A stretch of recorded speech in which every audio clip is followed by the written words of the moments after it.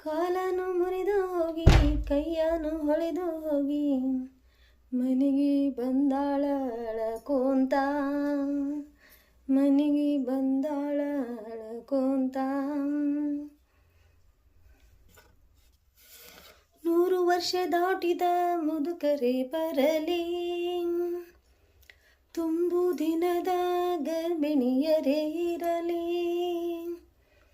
ಎಳೆಯ ಕಂದಮ್ಮಗಳೇ ಬರಲಿ, ಸೀಟನ್ನು ಬಿಡೆವು ನಾವು.